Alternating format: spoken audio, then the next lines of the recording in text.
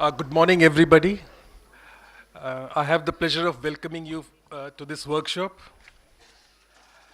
And with me is Mr. M. Ramachandran, ex-Secretary of Urban Development, and Professor Subhashish Gangopadhyay.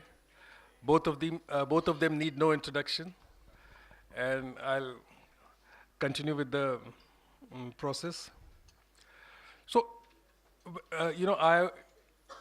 I was thinking about this workshop in the morning, and I was very strongly reminded of one workshop I attended in 89 or 90 in the Mussoorie National Academy.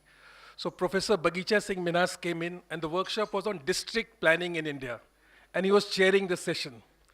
And true to his tradition of slightly strong comments, he said, there's nothing like district planning in India. He says, all this is rubbish. All you have is incremental budgeting in the districts, and there's nothing like. So that was where he thought about district planning in India. Actually, obviously can't say the same about governance, administration, and capacity building in India. We have a very hoary tradition of administration, of capacity building and governance. But whether the kind of incremental approach in governance and administration and capacity building which we've been having till now, whether it can continue, or will this rising tide of expectations of the general public and these sort of ebbs and tides of globalization, whether they'll sweep away this, this par for the course way of working.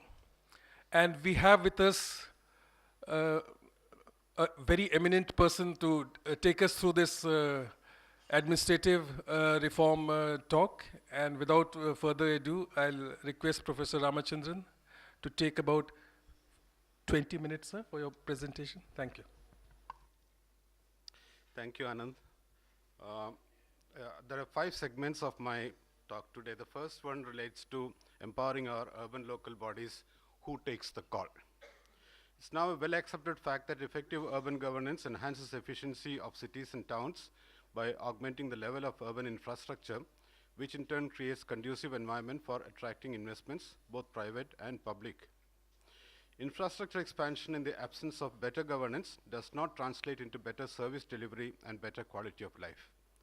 The key role the metros can play, if they are strengthened, has recently been emphasized by the City Growth Commission in the UK, which has argued that city regions or metros represent the appropriate scale of making more localized strategic decisions to achieve public service reform and long-term economic growth. By empowering metro leaders to plan, commission, and deliver in the best interest of their city center and hinterlands, as well as to work with one another and central government, we will maximize the scale of economic opportunity, says the Commission. So when it is known that internationally growth is increasingly driven by cities, we also need to think in terms of changes we need at the cities level. True, the 74th Constitution Amendment, which came into force in June 93, sought to strengthen decentralization, but since local governments appear on the state list, local self-government institutions are the creatures of the state governments, and hence they enjoy only such powers and functions which are delegated to them in the legislations created by the respective state legislatures. How have the states handled the issue of strengthening the third level of governance, particularly after the Constitution Amendment? It's not a uniform pattern, with some states like West Bengal, Kerala making efforts to strengthen urban bodies to a certain extent, but at the same time there being extremes like Jharkhand, where local body elections itself could not be held for some 22 years. The Northeast has certain typical issues with regard to the standard form of urban body constitution proposed, and there are some sensitivities which need to be taken into account. It's only in recent years that states like Sikkim, Arunachal Pradesh, and Mizoram could legislate for constituting urban local bodies. Yes, the Constitution Amendment has given constitutional recognition to local governments. They can no longer be kept superseded indefinitely. It has facilitated empowerment of weaker sections, has ensured representation of women in the urban bodies, largely rationalized the transfer system, and qualitatively changed the local political process. Two reasons stand out which seem to explain the not so effective impact of the amendment. First, the dilution in the provisions of the amendment that relates to institution building has given discretion to the state governments to ignore putting in place the required structures and processes of effective urban governance and management systems.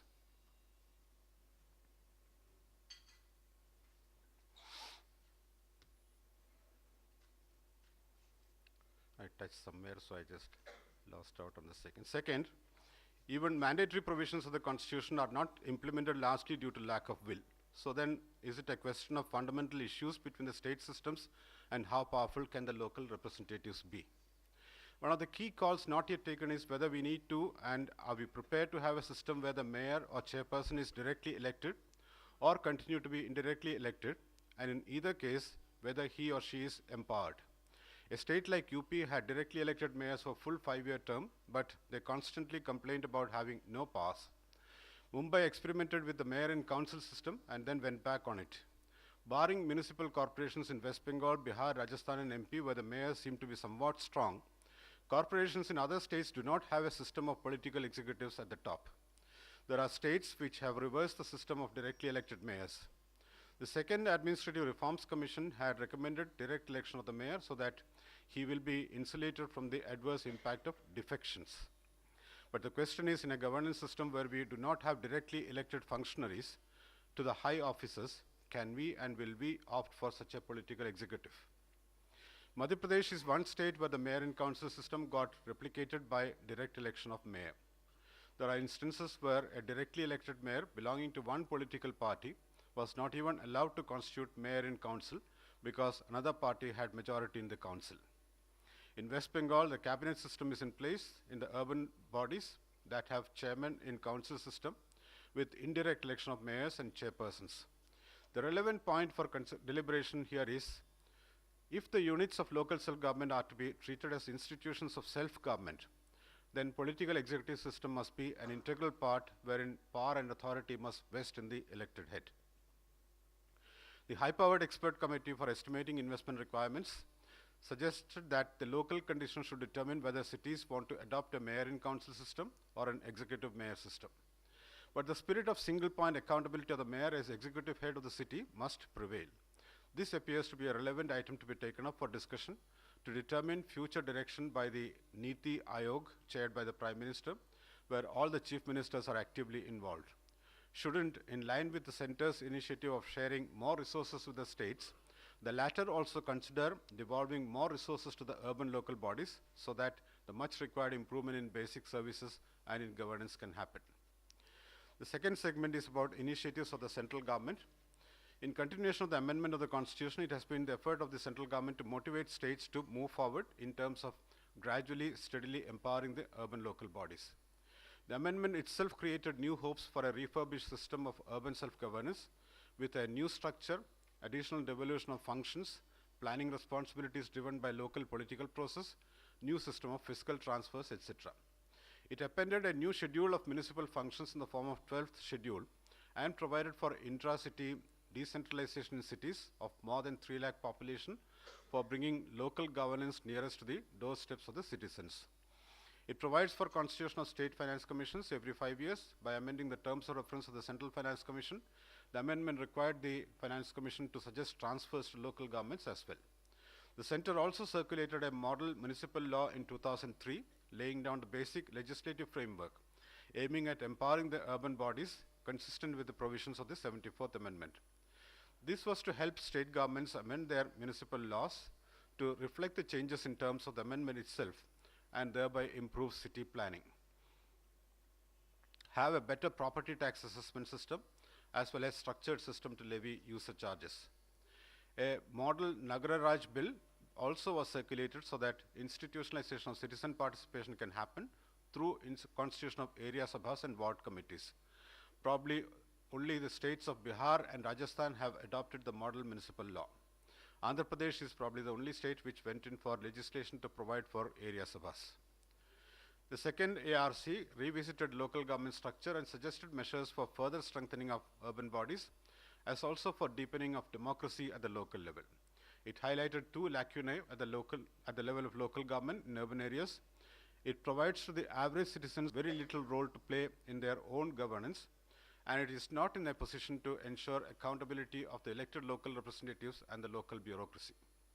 The Commission recommended creation of three-tier structure of local government comprising the town hall, ward committees in every local electoral ward, and area committees or sabhas at the neighborhood levels. The centrally funded Urban Renewal Mission launched in 2005 was a major step towards prompting the states to take up urban reforms. The reform agenda in the form of a carrot and stick policy required states to agree to and commit to implement the reforms over a given time period to be eligible for central grants for the projects approved and taken up. Implementation of the 74th Amendment was one of the reforms which meant institutionalizing the systems for municipal elections every 5 years, constitution of district planning committees and metropolitan planning committees, provision to constitute state finance commissions every 5 years, and convergence of urban management functions. The other two reforms directly relevant here are those of administrative reforms and structural reforms. Administrative reforms cut across various reform elements, reforms in systems and processes getting covered under reforms, such as streamlined process for public disclosure, administration of property taxes, administration of user charges, and so on. Structural reforms include items like reforms in institutional structures of urban management at state level, creation of cadre of municipal staff, decentralization of administration, and organization of structure review and optimization of staffing patterns. Even after some 9 years after launch of the urban mission, we do not have a situation where all these reforms have been fully and effectively implemented. What could be the reason for such incompleteness in action in a matter which has to do primarily with people and better facilitation of governance at that level? Central finance commissions have repeatedly made references to changes required at the local body level in terms of improving resources and governance. State finance commissions are constituted by the respective state governments. The 14th Finance Commission points out that setting up of the 4th State Finance Commission became due in 2009-10. 2 states have constituted the 5th SFC, 11 have constituted 4th, 6 have constituted 3rd, 6 have set up the 2nd, and 1 is yet to do so. Mohanty is a student of this interesting subject. This is the variation as far as the country is concerned, as far as constitution of state finance commissions is concerned. I'm sure Neeraj is addressing this issue as well. I would strongly advocate for an arrangement whereby states have to constitute these SFCs and have to go by the recommendations. So one has to travel beyond the intent and what has been stated in the Constitution Amendment since more than 20 years are over, and this is where we stand. Noting that there is considerable scope for the local bodies to improve revenues from own resources by taking steps as recommended by the SFCs and FCs, this commission has listed various tax and non-tax measures to further augment resources at the state and local bodies level. Shouldn't these be incorporated as reform measures, requirements under the proposed smart cities and 500 habitations programs, so that states complete these much required actions at least before the constitution of the next Central Finance Commission? It's also worth noting that the grant being provided to the urban local bodies, as the minister also referred to, has gone up substantially. Idea is to provide financial stability to the local bodies through assured transfers. Performance grant provision is aimed at making available reliable data on local bodies' receipt and expenditure.